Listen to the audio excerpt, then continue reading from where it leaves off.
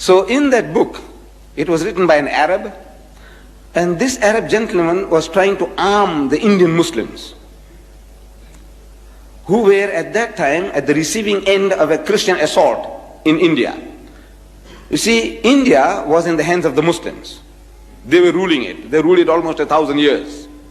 And the British came with the superior gun power, and they snatched power, dominion, rule out of our hands. And they felt, and they thought rightly, that if at any time anybody would give them trouble, it will be the Muslims, because they had tasted power, tasted dominion, tasted rule, and once you have tasted it, you aspire to get it once more back again. So he said, if we can convert these people, if we can make them to turn the other cheek, we can rule India for 1,000 years. So they started pouring in the missionaries, like frogs in the rainy season, into India. And they started mastering our language and wanting to debate with the Muslims. At first the Muslims were reluctant. These are our rulers now. They have conquered us. And if we debate with them, they might put us in jail, Robben Island, something like that. So he says, man, leave it out. But now since they started learning our language and challenging us in our mother tongue, the Muslims were forced to accept the challenge. And Maulana Abdul Aziz of Delhi, this is I'm reading in the book, which made everything interesting to me, which brought me here. That Maulana Abdul Aziz of Delhi, he was forced to accept the challenge. It was a certain reverend founder who was the head of that movement, missionary movement. And according to the appointed time and date, the debate started. The reverend started the debate with requesting the Maulana. Maulana means our Shaykh or Imam in our language, you see, in the language of the Indian Muslim. He said, Maulana Sahib, telling him in Urdu, sir, respected Maulana, get started. Start the ball rolling. So the Maulana said, you see, look, you are our elder brother.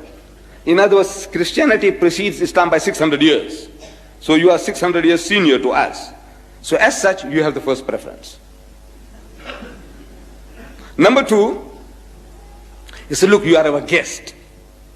No doubt an unwelcome guest, but a guest at that. So as such, again, you have the first preference. So the Reverend was forced to start the debate.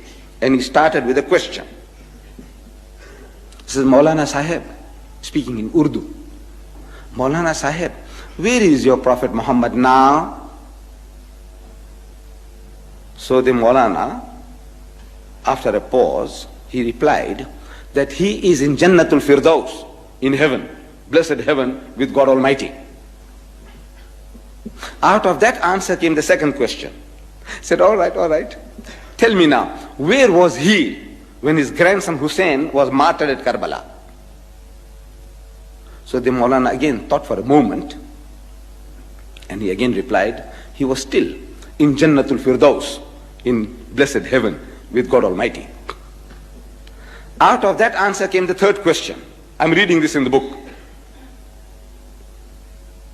He said, all right, now Maulana Sahib, look, if your Muhammad was with his Allah, as you say, and while his grandson was being butchered, Shaheed, at Karbala, didn't he ask his Allah for help? He said, look, my grandson is being butchered, please, have mercy on him, save him.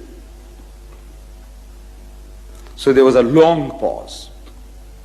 And the Reverend couldn't hold his peace. He started stamping his feet. Come on. Didn't he?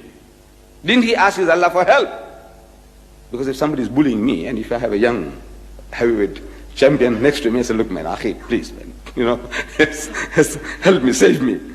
So didn't he ask his Allah for help? So after a long pause, the Maulana said, yes, he did. He did. So what did he say? We know he wasn't saved. What did Allah say? And there was an inordinate pause, undue pause. So the Reverend again started stamping. Come on. What did he say? So the Maulana said, Allah cried. He cried. So what? Allah cried? He said, yes. He said, I couldn't save my own son Jesus. How can I save your grandson?